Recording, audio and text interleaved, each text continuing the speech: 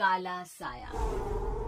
यूं तो बनारस घाट अपनी खूबसूरती के लिए बहुत प्रचलित है, पर घाट के किनारे कई राज लिए बैठे हैं। ये कहानी शुरू होती है बनारस के घाट के पास बने ममता निवास से, जहाँ प्रिया लाल जोड़े में ममता के घर उसकी बहू बनकर आती है। आओ आओ बहू, घर को अपने पैरों से पवित्र करो। ममता घर की दहलीज पार कर ही रही होती है कि अचानक एक बहुत गंदी सी बास पूरे घर में फैल जाती है।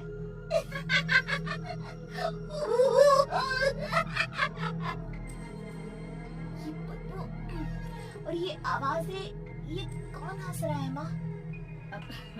ये पड़ोसी ना हमारे थोड़े अलग से है। कहाँ हम शाकाहारी और ये मांस मच्छी खाने वाले। छोड़, तू ध्यान मत दे और गृह प्रवेश कर। और हाँ बहू, अपनी सास की एक बात हमेशा याद रखना, इन पड़ोसियों से तू कभी बात नहीं करेगी। अच्छे लोग नहीं है ये। अपनी सास की ये बात मानेगी ना बेटा? हाँ माँ, जो आपकी मर्जी, मैं उनसे बात नहीं करूंगी। अगले दिन प्रिया अपनी पहली रसोई बनाने रसोई घर में जाती है। ये छोटी बात तो नाक में जा रही है। एक काम करती हूँ, खिड़की खोल देती हूँ। प्रिया खिड़की खोलने जाती है। इतने जाले, लगता है इस खिड़की को कभी खोला ही नहीं गया। पर ऐसा क्यों? नॉन वेज की स्मेल आती होगी ना। 2 मिनट के लिए खोल लेती हूँ, फिर बंद कर दूंगी। प्रिया खिड़की खोलती है। खिड़की खोलते ही उसकी नजर सामने वाले घर की खिड़की पर पड़ती है, जहाँ एक लड़की खड़ी होती है।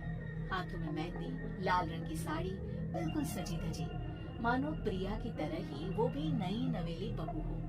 वो प्रिया को देखकर मुस्कुराती है। हे भगवान, माँ ने तो इनसे बात करने को मना किया था। प्रिया फौरन ही खिड़की बंद कर देती है और तवे पर चढ़ी रोटी की ओर देखने लगती है, पर वहाँ रोटी न होकर मछली पड़ी होती है। ये क्या? पहली ही रसोई में इतनी बड़ी गलती। हे भगवान, अब मैं क्या करूं? प्रिया बहुत डर जाती है और फौरन रसोई की सफाई करने और फिर सभी के लिए खाना बनाने लग जाती है। जब वो सबको खाना परोसती है, सब तो ठीक है, मैं बेकार में चिंता कर रही थी। हे भगवान, ऐसे ही बस अपनी कृपा बनाए रखना। रात के बाद जब सब सो रहे होते हैं, तब प्रिया को पायल की आवाज सुनाई देती है, जिससे उसकी आंख खुल जाती है। ये पायल की आवाज कहाँ से आ रही है? प्रिया उठकर उस आवाज के पीछे छत की सीढ़ियों तक जाती है। तभी से बच्चे की रोने की आवाज आती है। प्रिया छत पर जाती है तो क्या देखती है? वही लाल साड़ी वाली लड़की अपनी गोद में एक नवजात बच्चे को घुमा घुमा कर सुला रही है। तभी प्रिया की नजर उसके पेट पर पड़ती है। ओह गॉड, ये तो प्रेग्नेंट है। सुनिए, बच्चा सो नहीं रहा है क्या? मैं कुछ मदद करूं? नहीं नहीं, आपके घर वालों को अच्छा नहीं लगेगा, मैं संभाल लूंगी। स्नेहा की गोद से बच्चा हाथ मारकर प्रिया की गोद में आने को छटपटाने लगता है। दोनों घर अगल बगल में बने होने के कारण प्रिया उस बच्चे को गोद में ले लेती है। प्रिया के पास आते ही वो सो जाता है। बच्चे का वो स्पर्श रात भर प्रिया भूल नहीं पाती और अगली सुबह वो छत पर कपड़े सुखा रही होती है। तभी उसे एक औरत इशारा करके बुलाती है। स्नेहा कह रही थी बाबू तुम्हारी गोद में आते ही सो गया। मैं गौरी, स्नेहा की माँ हूँ। बहू, घर आना, बाबू को खिला के लेना। शाम को जब घर पर कोई नहीं रहता, बच्चे से मिलने के लिए प्रिया छिपकर अपने पड़ोसन के घर चली जाती है और कुछ देर बच्चे को खिलाकर वापस लौट आती है। इसके कुछ दिन बाद ही प्रिया को पता चलता है कि वो माँ बनने वाली है। ममता की खुशी का ठिकाना नहीं रहता।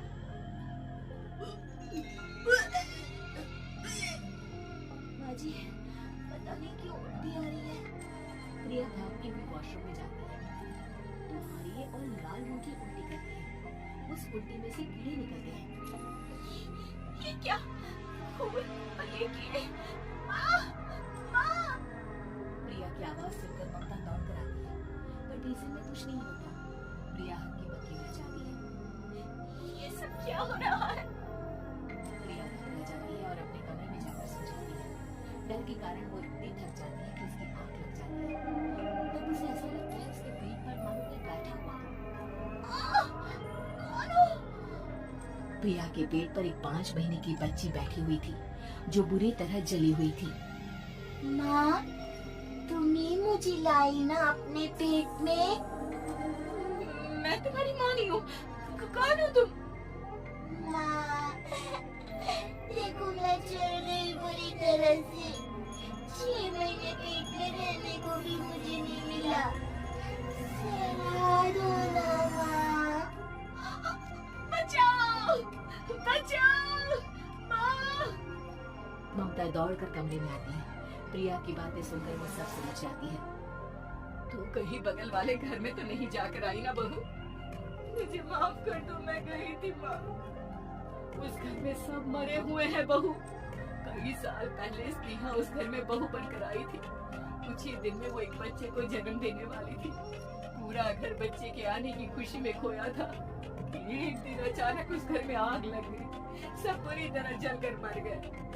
गौरी आज भी दादी बनने का इंतजार कर रही है और इसीलिए स्नेहा ने अपना अजन्मा बच्चा तुम्हारी कोख में डाल दिया। ममता ये कह रही होती है कि पीछे से उसके पैरों को एक बच्चा पकड़ लेता है। दादी माँ, स्नेहा की गोद में यही बच्चा था। ये बच्चा कौन है फिर?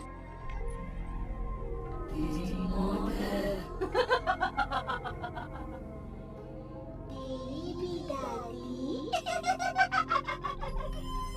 जिस चीज का ममता को डर था वही हो गया। ममता निवास के ऊपर मौत ने चादर बिछा दी थी। प्रिया का पेट ऐसे ही बढ़ जाता है मानो 9 महीने का हो। 2 हाथ उसके पेट से बाहर निकलते हैं। बहू, संतोष को फोन कर, किसी पंडित जी को बुला बहू। प्रिया का पति भागता हुआ घर आता है। ये तो होना ही था माँ। तेरा बाप तेरे सामने आ गया तो तू सह नहीं पा रही है। स्नेहा घर में आग लगी नहीं थी, माँ ने लगाई थी प्रॉपर्टी की लालच में। और वो बच्चा मेरी पहली पत्नी का बच्चा है, मेरा बेटा, जो कि उस आग की चपेट का शिकार हो गया था। मैंने तुमसे ये सब माँ के कहने पर छुपाया था। मुझे माफ कर दो प्रिया। तुम अगर चाहो तो यहाँ से जा सकती हो। मैं तुम्हें किसी भी बंधन में रखना नहीं चाहता। मेरी शादी हुई है आपसे, मैं आपको छोड़ नहीं सकती। पर उससे पहले हमें स्नेहा, उसकी माँ और बच्चे की आत्मा की शांति करवानी होगी। संतोष और ममता गौरी के घर जाते हैं। अंदर सब कुछ जला हुआ होता है। जमीन पर जली हुई लाशें बिखरी हुई थी। ममता रो रो कर अपनी करने की माफी गौरी से मांगती है। प्रिया स्नेहा के घर वालों का अंतिम संस्कार करवा देती है और ममता निवास फिर से आत्माओं के साए से मुक्त हो जाता है।